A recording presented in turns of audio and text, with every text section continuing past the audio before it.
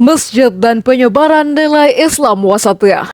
Pada 2019 lalu, Pusat Pengkajian Islam dan Masyarakat Universitas Islam Negeri Jakarta meluncing hasil asesmen buletin di Jawa. Koordinator survei Kusmana mengumumkan dari 100 masjid yang tersebar di 5 kota penyangga di Pulau Jawa, yakni Kabupaten Pandeglang, Kabupaten Bogor, Kabupaten Bandung, Kabupaten Sukoharjo, dan Kabupaten Gresik. 37% diantaranya telah menerima dan menyebarkan buletin Jumat. Meskipun hanya 37%, namun yang paling masif penyebarannya adalah buletin kafah. Jelas Tantan Hermansyah selaku tim peneliti. Tim peneliti membagi 2 kategori buletin, yakni kafah dan non-kafah. Hal ini didasari dari penemuan sebanyak 44 edisi buletin non-kafah tidaklah selalu ada dalam setiap kota. Namun buletin kafah selalu ditemukan pada setiap kota dan mudah ditemukan di media online. Konten buletin kafah secara umum membahas tentang hasrat membangun kembali negara dan masyarakat melalui dasar-dasar ajaran Islam. Setelah diteliti dari 70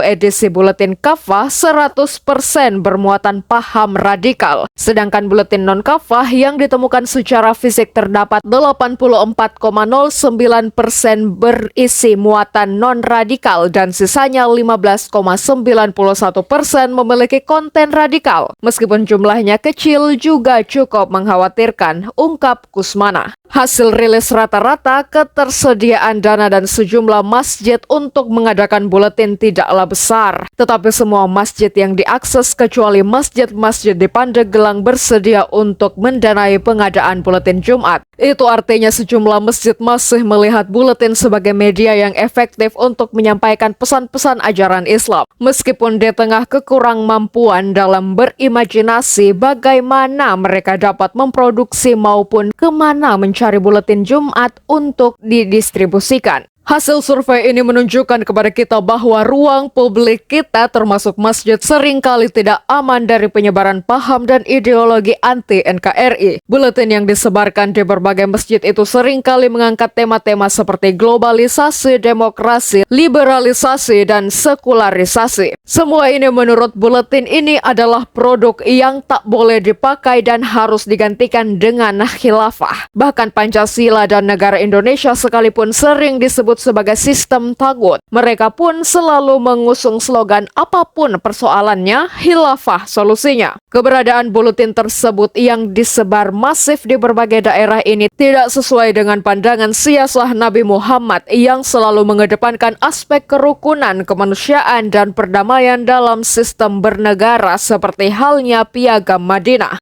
Padahal sejatinya masjid merupakan tempat yang paling ideal untuk menyebarkan pesan-pesan yang baik, menyerukan sisi Islam yang ramah atau singkatnya Islam rahmatan lil alamin, menyerukan ajaran Islam al-Sunnah wal Jamaah yang mayoritas dipegang oleh umat Islam di Indonesia.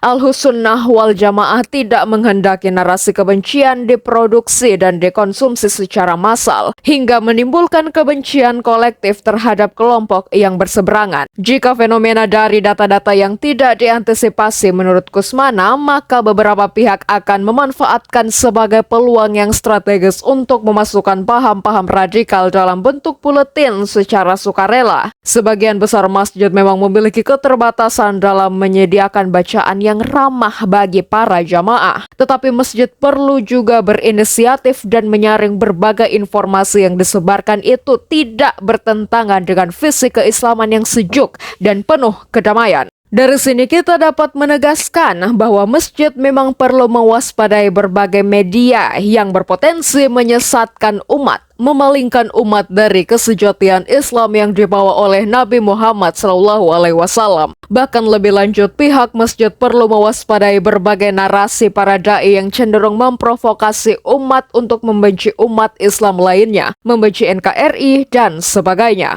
Menjaga masjid, menjaga umat. Sekarang ini aktivitas masjid pada umumnya masih terbatas pada salat 5 waktu dan sedikit sekali menyentuh kegiatan sosial di masyarakat.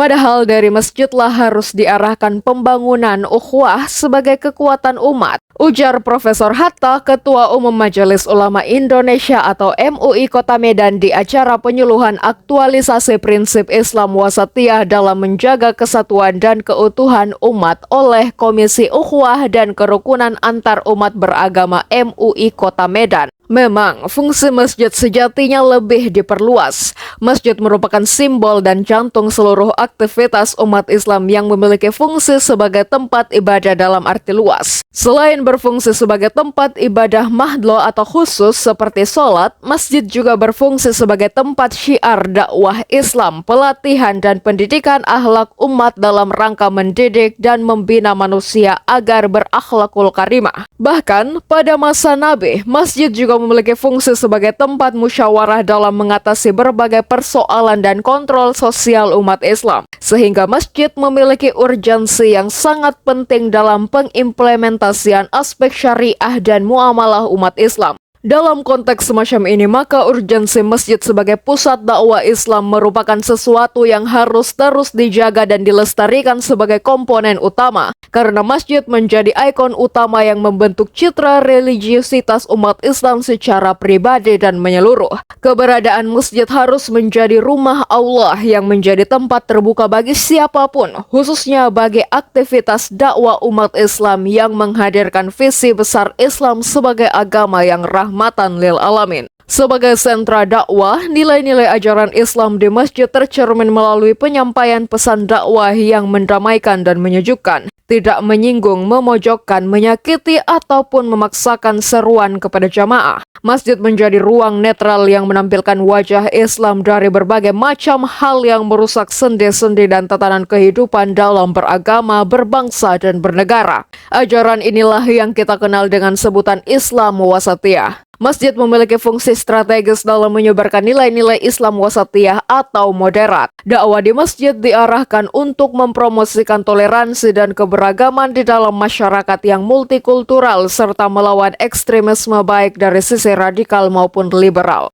Namun, seiring berjalannya waktu, berbagai konflik sosial dan politik telah memengaruhi cara dakwah disampaikan di masyarakat. Munculnya gerakan-gerakan radikal yang cenderung menggunakan kekerasan dalam menyampaikan ajaran Islam, serta respon dari pihak-pihak yang mendukung liberalisme agama telah memicu polarisasi di kalangan umat Islam. Perbedaan ini seringkali menimbulkan ketegangan dan konflik horizontal dalam masyarakat, baik antara sesama muslim maupun antara muslim dan non-muslim. Dalam konteks inilah, konsep dakwah wasatiyah atau moderat muncul sebagai respons terhadap ekstremisme dari kedua sisi, dengan tujuan untuk memperkuat persatuan, mendorong sikap toleran, dan menampilkan Islam sebagai agama yang mendamaikan dan inklusif. Masjid memang harus dikembalikan fungsinya sebagai penjaga ritme dan moralitas umat. Seluruh stakeholder masjid, takmir, dai, dan jamaah perlu menggalang kekuatan bersama menolak berbagai paham yang dapat menyebabkan polarisasi di tengah-tengah umat Islam dewasa ini. Nilai-nilai kebaikan sejatinya disuarakan dari masjid. Bahkan lebih jauh, masjid dapat menjadi pusat kebudayaan dan pengkajian Islam yang ramah.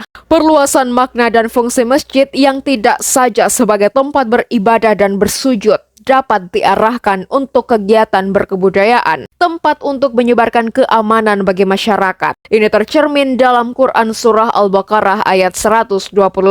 Dan ingatlah ketika kami menjadikan rumah Ka'bah sebagai tempat berkumpul dan tempat yang aman bagi manusia. Dan jadikanlah makam Ibrahim itu tempat sholat. Dan kami perintahkan kepada Ibrahim dan Ismail, bersihkanlah rumahku untuk orang-orang yang tawaf, orang yang iktikaf, orang yang rukuk, dan orang yang sujud. Ayat ini menegaskan bahwa masjid adalah tempat bersosialisasi yang seharusnya memiliki kekuatan untuk menjamin keamanan manusia.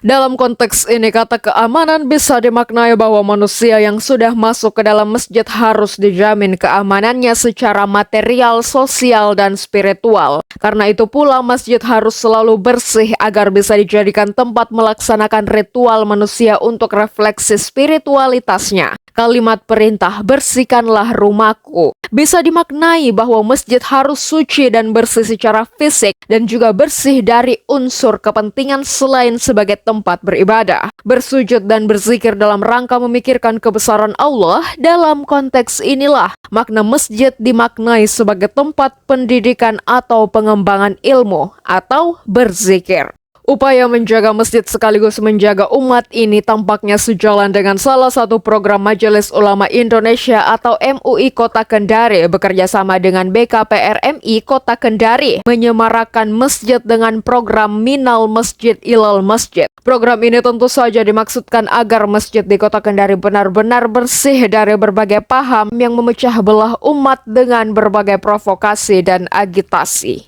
Semoga wallahu alam bishawab.